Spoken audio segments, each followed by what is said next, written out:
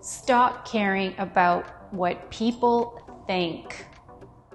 Hi everyone, welcome back to my YouTube channel. My name is Nicole, Attias, and I'm with Prospect to Win. On this channel, I discuss sales strategies for getting in the door through effective cold calling, presentation do's and don'ts, and personal development. If you haven't yet clicked on the subscribe button, please do so right now, and let's get started. We often come across this at one point, or two, or three, or four times in our lives. We face challenge, we worry about what others think. I don't care who you meet, I don't care when you meet them. This is just a situation that we all go through at some point. Some people are better at resolving it than others. So I want to tackle this issue because it really is a block in business. It's a block in personal matters. It's just a block in your life. And if you can overcome one challenge, then you can overcome other challenges. So we get comfortable not going after what we really want and stagnate for weeks, months, or even years. We don't ask for what we truly want because we believe we won't get it. And thirdly, this issue leaves us feeling frustrated in different areas of our lives. So let me ask you, where does this barrier come from? Where does this feeling originate?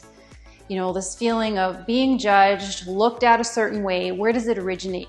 You need to ask yourselves this question. You know, does it come from family? Does it come from friends? Does it come from school? Does it come from coworkers? How far back does it come from? For me, I'm going to tell you a little story about business, and then I'm going to tell you a little personal story. On a business front, I knew early on that I was not into this whole cubicle existence, 9 to 5 mentality. I knew this. I knew I didn't like having this kind of limiting environment.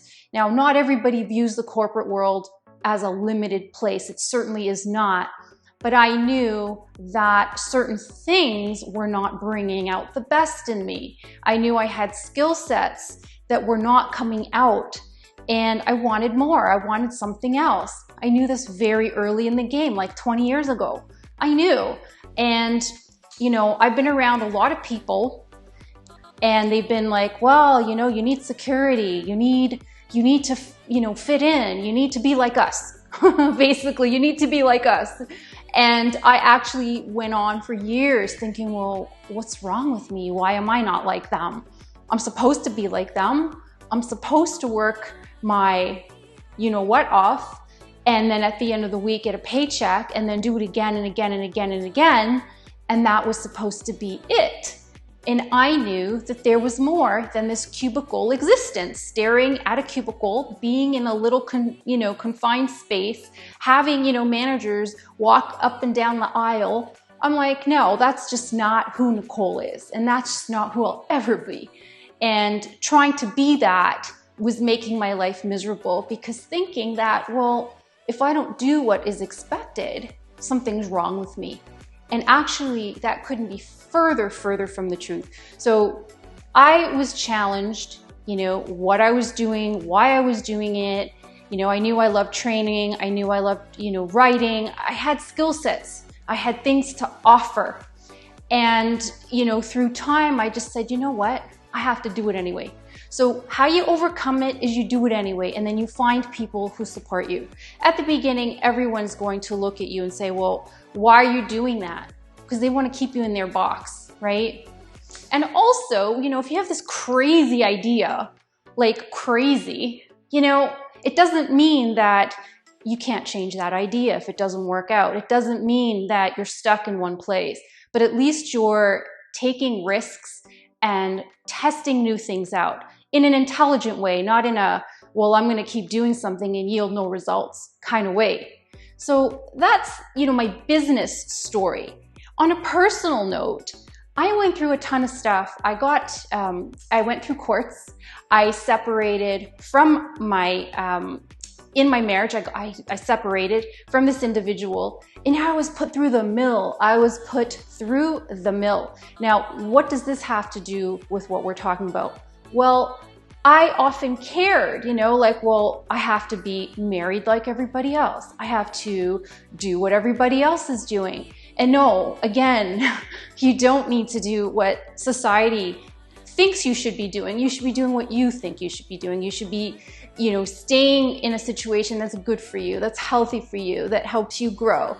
And what that whole horrible situation taught me was strength, resilience, not caring about what other people think. And basically, I was fighting for my life. I was fighting for my life. I'm not even going to go there on this video. We can create another one for another day.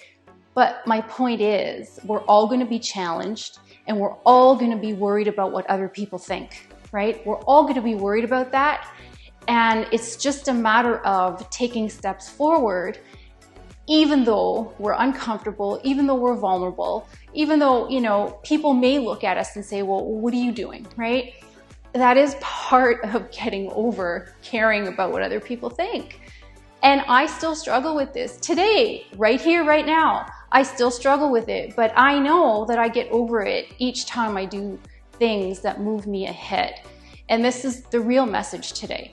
And how this relates to life and business and everything is when you feel you can overcome, it's like a domino effect. It just kind of it falls over to the next thing and the next thing and the next thing, right?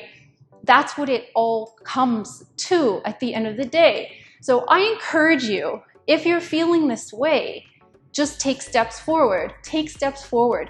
And I'll tell you something too, back to business.